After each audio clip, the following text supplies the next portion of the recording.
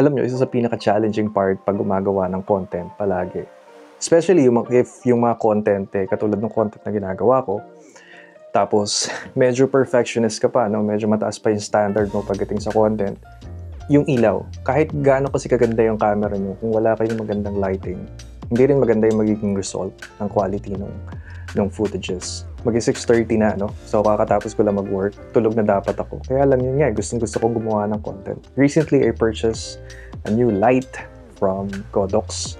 Tingnan natin kung magiging maganda yung effect. Sobrang ganda ng, sobrang layo ng difference. Ito pala yung Godox na 100D. Siyempre, may ways na tayo para makapag-record. Kahit gabi or madaling araw. Pagdating sa credit card, isa sa pinaka-nakakalito, lalo na pag beginner tayo, is yung maintindihan natin yung credit limit. Nung first time ko din nagkaroon ng credit card, litong-lito din ako kung ano ba yung credit limit. And naisipan ko na bakit hindi ako gumawa ng content para kahit paano matulungan ko yung mga baguhan sa credit card. Hindi naman yung main reason bakit ako gumagawa ng ganitong content. Para kahit paano magbigay ng information sa mga taong may mga credit cards or mga first time or gustong magkaroon ng credit card. I remember, nung unang beses ako nagkaroon ng credit card, it was a pre-approved credit card from Security Bank. Tumawag sila sa akin noon, tapos yung agent, talagang pinili ko na i-disclose sa akin yung credit limit. Sinabi niya sa akin, Sir, 143,000 yung credit limit ko. Pina-explain ko sa kanya, pero nahirapan pa rin akong intindihin. Pagka-intindi ko ng una, every month ba ako may 143, tapos nagpapatong ba yun? Like, every month, kunwari, hindi mo nagamit yung 143,000. The following month ba, magpapatong ba yun? Or susunod na buwan, magpapatong. So, ganun yung understanding ko. It was stupid. Nung nakakuha ako ng credit card, mas madali naman siyang intindihin. Today, gusto kong i-explain yan sa inyo. So, question, ano ba ang credit limit? So, bale, ang credit limit, ito yung maximum na amount na kayang ipautang sa inyo ng isang bank per card. Ito, kunwari, imagine nyo na lang credit card to. So, ang maximum credit limit ito, kunwari, ay 100,000 pesos. Second question, ano yung magde-determine ng credit limit niyo? Let's say, baguhan kayo. Paano ba kina-calculate ng bank ang limit na ibibigay nila sa inyo? May dalawang paraan para malaman kung magkano yung possible na credit limit na ibigay sa inyo ng bank. Una, sa tinatawag na tier. Ang lahat ng credit card, mapa-local man or international, may mga tier yan. Tier 1, Tier 2, Tier 3, and 4. Sa mga Tier 1, typically ito yung mga blue cards. Ito yung mga sample. Sa Tier 2, mostly yan yung mga gold. And then Tier 3, yan yung mga platinum na credit card. Yung Tier 4 kasi, sobrang exclusive na yan. Parang nonsense na pag-usapan yan. Dahil sobrang hirap po makakuha ng mga black card. Kadalasan, ini-issue yan ng mga banks sa mga corporate. Hindi siya pang individual. So, kunwari, dun sa mga nag-apply kayo sa Tier 1 na credit card, yung kadalasan yung mga blue card, huwag kayong mag-expect na makakuha kayo ng 100,000 pataas.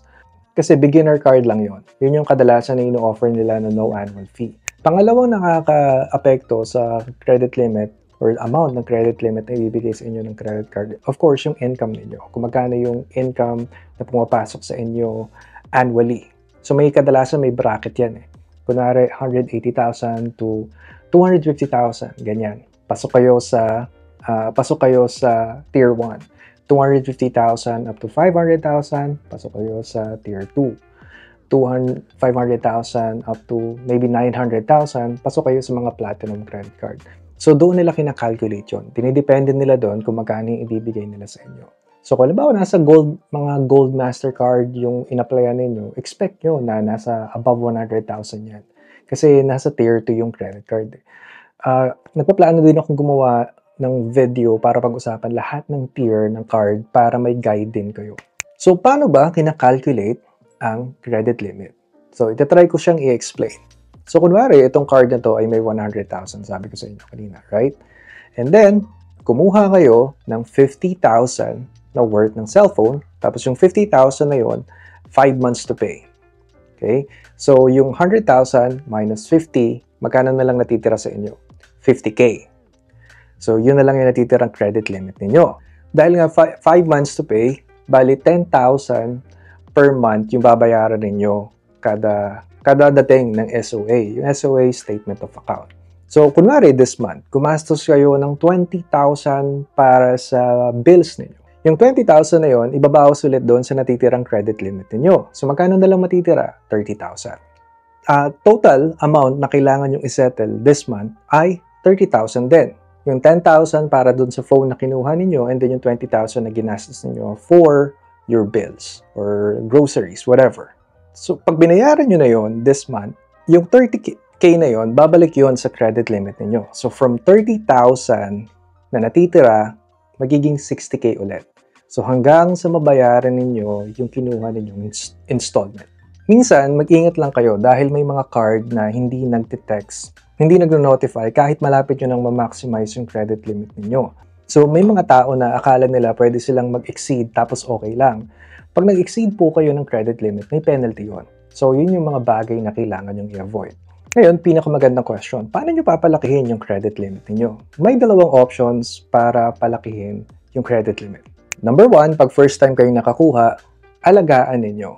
When I say alagaan kasi, kailangan hindi kayo nade-delay ng payment, huwag niyong pansinin yung minimum amount. Hindi ko pinapansin yon at hindi ko rin gustong binabanggit yon sa mga vlog ko. Kasi para sa akin, isa yung sa pinakawalang kwentang option dahil pag minimum amount lang yung binayaran ninyo, hindi nyo mapapansin, sobrang laki ng interest na pinapatong ng bank. Siyempre, gamitin nyo consistently yung card. Gamitin nyo siya every time for the next 12 months. Pag na-reach nyo na yung 12 months, kadalasan doon na nagbibigay ng increase yung mga card. Bigyan ko kayo ng isang example. Kaya ako ginawa tong content na to kasi recently, yung dalawang card ko nag-increase automatically. Yung BPI ko, from 200,000 pesos na credit limit, nag-increase siya ng 100,000. So, right now, 300,000 na. Ang pinakamaganda sa BPI, yung madness limit nag-i-increase din.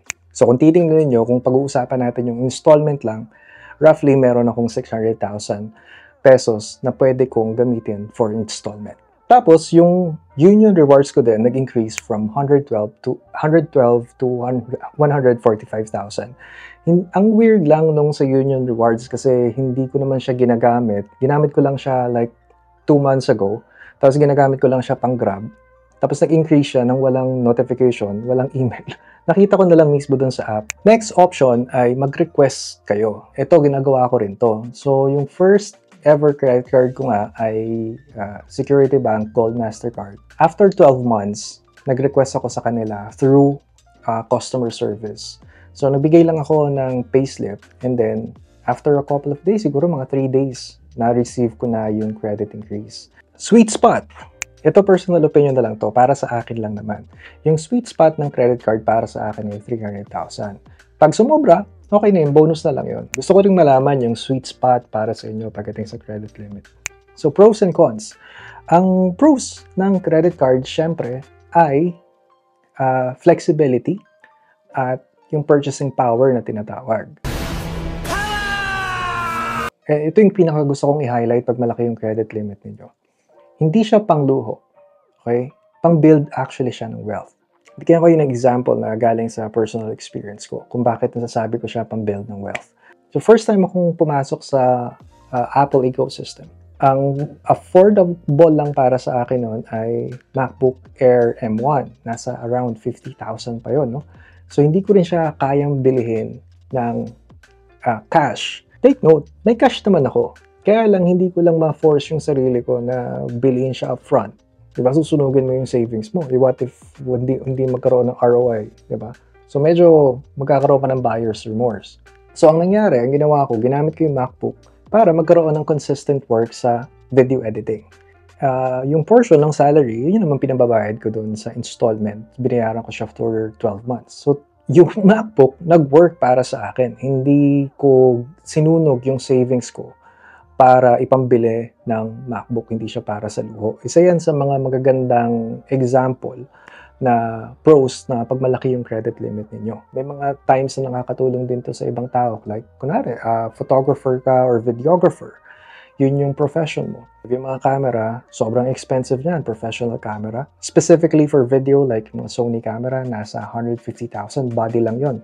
Yung mga lenses, nag-range from 20,000, 30, 50,000. Kung halimbawa kayo kailangan nyo mag-upgrade at kailangan nyo siya sa work, pwede nyong i-installment for 12 months and then humanap kayo ng gig, tapos gamitin niyo yun, yung income ninyo pambayad dun sa camera. So parang nag-work din sa inyo yung camera ninyo. Tapos siya yung nagbabayad sa sarili niya. Ang ganda nung yun yung isa sa pinakamagandang usage pag malaki yung credit limit. Ano naman yung cons? May example ulit ako. So, may coworker ako. Wala pa akong credit card nito. Nasa BPO industry pa ako around 2019. Pumunta siya ng Singapore for 4 fucking days. Ang ginawa niya, nanghiram siya kasi you can convert your credit limit into cash. So, nanghiram siya ng 100,000 sa credit limit niya. And mina-max out niya yung credit card niya pagdating sa Singapore. So, siguro, sa mga mahilig mag-travel dyan, you can argue na hindi, masaya experience yun eh.